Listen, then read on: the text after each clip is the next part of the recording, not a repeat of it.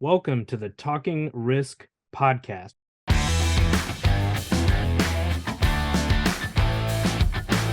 We discuss all things risk, hazard mitigation, insurtech, industry insights, and more. I'm your host, Brian Harris, Risk Control Director with FCCI Insurance Group, and with me is Ralph Hines, Risk Control Specialist with FCCI Insurance Group. April is Distracted Driving Month. It's time for all of us to take a stand. Ralph, good to see you again. Hey, nice seeing you as well. All right, so April's a big month in the safety world, Distracted Driving Month. We know that it's an epidemic. I'm going to start off our talk today with some stats for us. 9% of all fatal crashes involve distracted driving. The economic costs of crashes with distracted driving is around $100 billion annually. Distracted driving increases crash risk by 23 times. And then some interesting numbers as far as distraction recovery time, 4.5 seconds. That's the amount of recovery time needed after you read or send a text.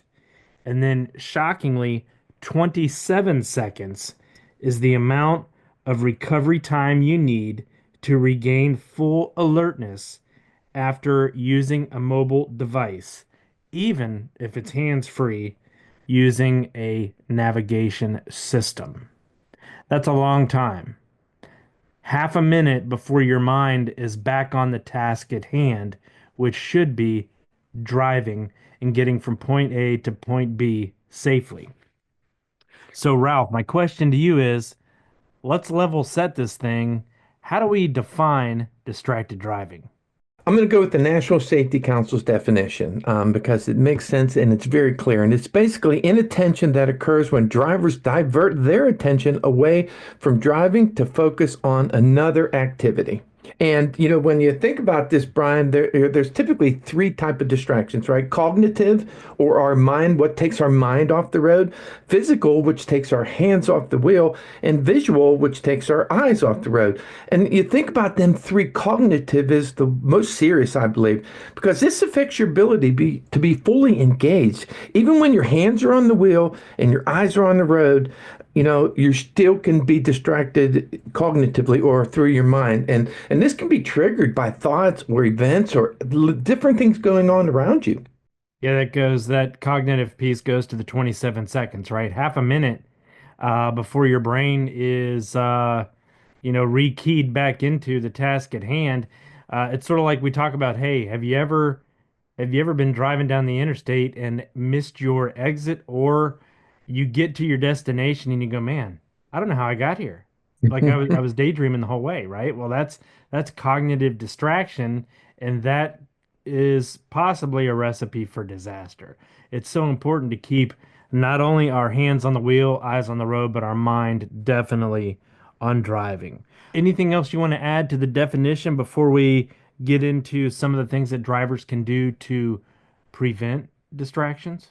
No, I'll go over a list of some suggestions to prevent it. But what I would like to say is, with April being the Distracted Driving Month, we can go on the National Safety Council's webpage and take a safe driving pledge. And in addition to that, just some resources, there are posters, there's a social media kit. So there's a bunch of good information. And I actually took the pledge today. Well, as your boss, Ralph, I appreciate that. Thank you, buddy. But and several years ago we did a distracted driving campaign here at FCCI. It was back in 2016, 2017 or so, where we had pledge cards that we took out to all of our policyholders, made a big deal out of it, and it just goes to show that if you don't stay focused on things like this topic every day, it can sort of get shuffled to the back of the deck. And then you got to readdress it again, which is why it's a good thing to have a month dedicated to distracted driving in the safety world. Like, okay, let's focus on this. And it doesn't need to be just a once, 1 month out of the year. This should be an everyday thing when we get behind the wheel. So the National Safety Council stuff that you just mentioned is available for anyone who is listening to this episode. They can go on to the website and do that. And if you're a policyholder, we have lots of resources that are available too. So, Ralph, what are some big things or some easy things that drivers can do to reduce or eliminate distractions while they're driving their vehicle? Yeah, that's a very good question, Brian. And I think most distractions are avoidable. Some are impossible to prevent. Instead, we have to manage them. And doing that requires our full attention. So we can take charge of eliminating distractions to focus on the road ahead. Number one, and I ask this question every time I do driver training, is I ask the question, is driving a job? And I've never had anyone say nothing but yes, it is a job. So let's fully focus on driving. Don't let anything divert your attention. Actively scan the road, use your mirrors, watch out for pedestrians and cyclists. Do your pre-trip, do everything you need to do before you get behind of the wheel so you're not distracted. This could be, storing loose gear, possessions, or other distractions that could roll around in your car. Finish getting ready at home instead of in your car. Snack smart if possible. Eat before you leave. If you have kids, because we all have kids, secure them and your pets before you get underway. Put aside your cell phone. Never text. Never read an email. Never play video games or scroll the internet, searching for different things to do. Another thing is if you have passengers, let them be your co-pilot, but have an understanding also that you have a job to do. And if another activity demands your attention, instead of trying to attempt it while driving, maybe we should just pull off the road, stop your vehicle in a safe place, and turn off and do what you have to do. As a general rule, if you cannot devote your attention to driving because of some other activity, it's a distraction. So I think we should take care of it before or after our trip, not when we're behind the wheel. Fantastic, Ralph. Those are great points, man. And I'm glad you brought up the idea that, especially for in our case with business insurance customers, our driver lists at FCCI are filled with employees, right? Workers who are driving vehicles in the scope of their employment.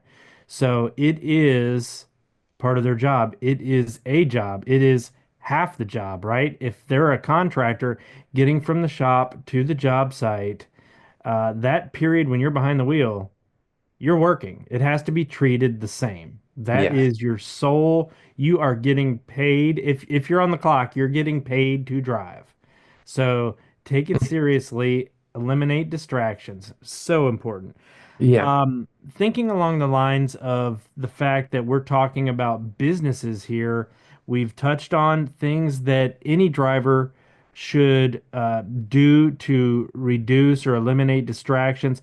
What about employers? What are some things that the employer, the business owner, can do to prevent or reduce distractions for their drivers or to just foster that overall environment that they're trying to create a distraction-free driving philosophy or culture?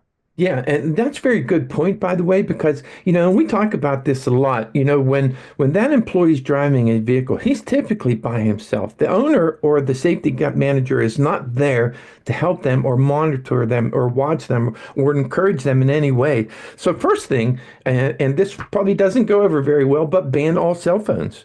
We're including handheld, hands-free, things like that. But let's face it, we do have jobs to do, and communication is still important. So let's develop a policy that mentions cell phone use and distracted driving. Let's provide some training on it and enforce this, and have a vehicle use policy that spells this out. That employee also has to sign and understand that says, hey, Mr. Business Owner, I understand what you're saying, and I'm going to do all I can to drive so that I'm not distracted. And hold them accountable.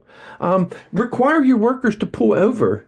Tell them, 5 minutes of your time is not a big deal. Pull over the road and then answer your phone. Consider phone blocking technology, or anything that warns and detects, like AI, and how and cameras that can detect when your eye gaze is not on your road and can remind you to, hey, get back to doing your job. And I think the policies, I know that's a big thing we push, but it's a great control because I always believe that employees need to understand what is required of them. And if they don't know what's required, then they're typically going to do what they think is right. But spelling it out in a policy and then training them on them and having them sign that, I believe that goes a long way for them to understand, hey, this is what's required of me. In the end, and you and I say this all the time, it's a job. They pay me. Let's do our job.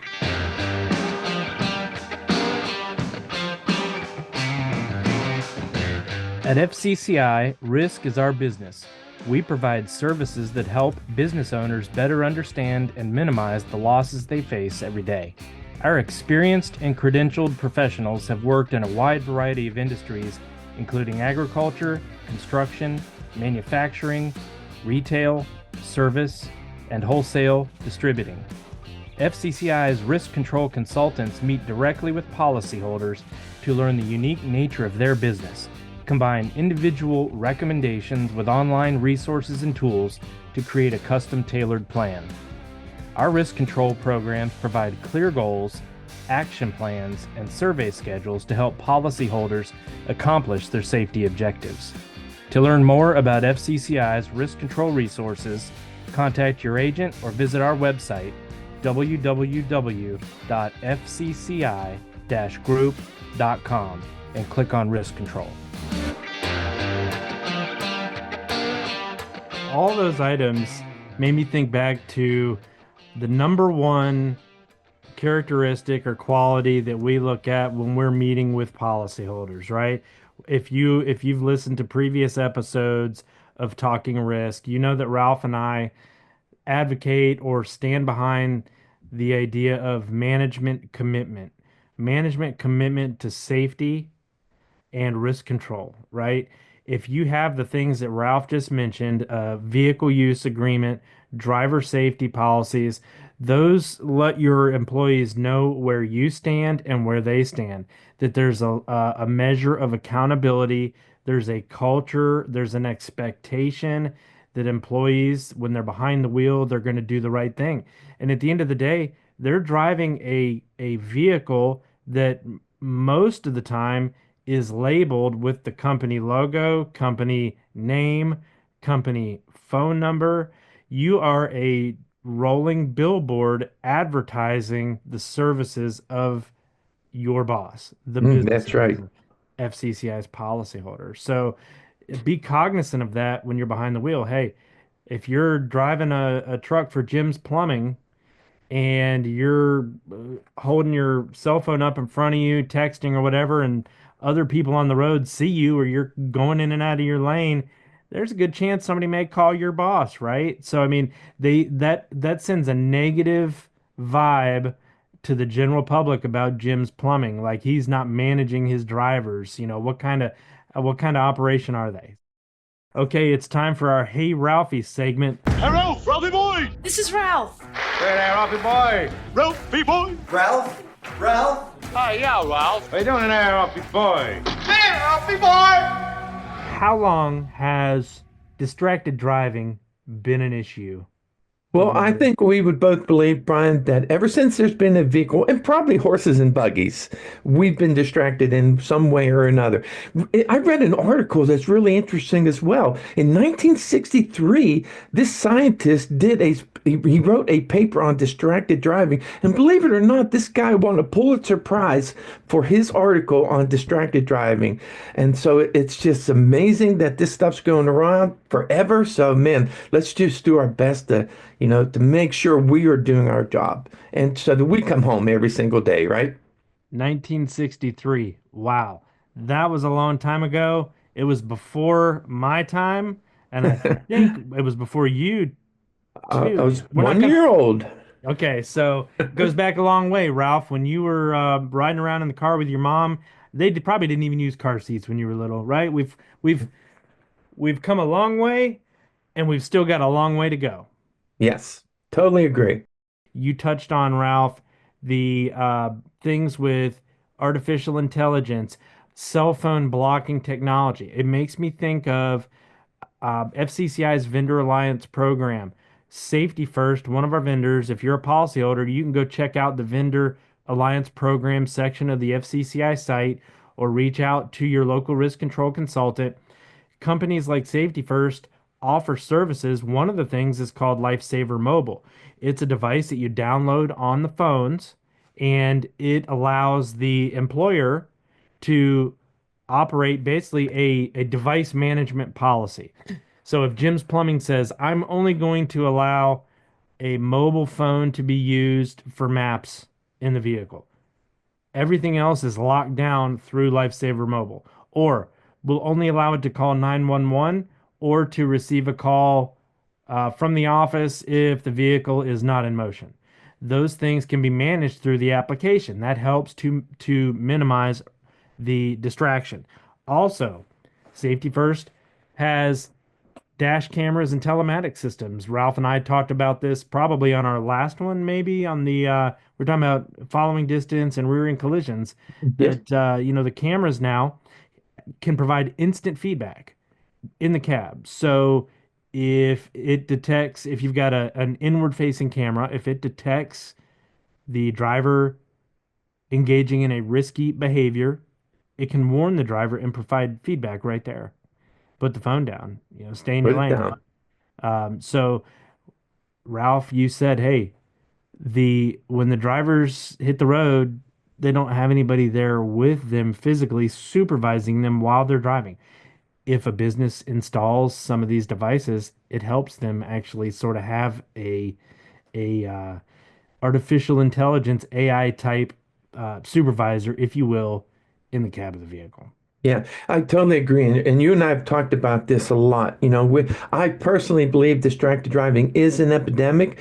All these controls that we're talking about are going to help reduce this exposure. But in the end, my personal opinion, Brian, we have to take ownership. Each person behind the wheel of a vehicle has to take ownership when they're driving and simply do your job.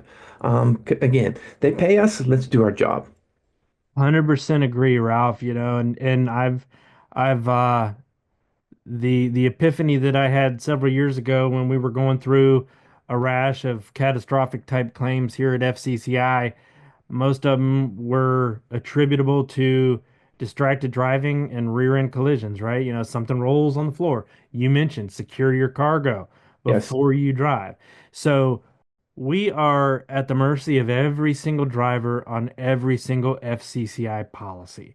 And that's about 100,000 drivers across FCCI's footprint. So, we're all in this together. Ralph and I depend on every FCCI driver out there to drive safe. We depend on every policyholder to manage their employees well. And then when Ralph and I are on the road driving to and from the office or to and from meetings with our customers, everybody else on the road with us, they rely on us to make good decisions. So it's something that we're all in it together.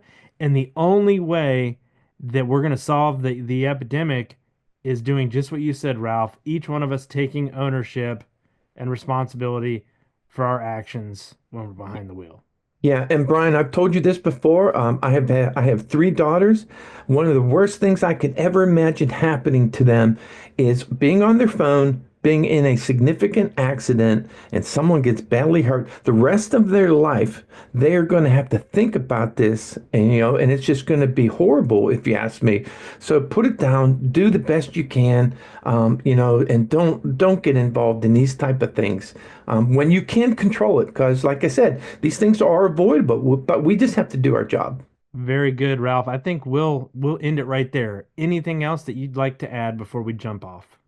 No, nope. It's just a big deal. And again, until I think we need reform, I think we need a lot of things to happen. But in the end, it is our personal responsibility, and that's where I'm gonna stand on. Employers, if you're listening, April, Distracted Driving Month. Take 10 minutes to have a toolbox talk with your employees. Take a few minutes if you're an FCCI policyholder to reach out to your risk control consultant if you don't have a vehicle use agreement. If you need driver safety training, reach out to us. We're happy to help you in any way that we can. Keep your eyes on the road and keep your phones in the glove box. Until next time, stay safe, everybody. This is Talking Risk, the Risk Control Podcast from FCCI Insurance Group. You can find us on Apple Podcasts, Spotify, or by visiting our website, fcci-group.com. Click on Risk Control, then Risk Control Resources, and select the episode you want to hear. For Talking Risk, I'm Brian Harris, Risk Control Director with FCCI Insurance Group.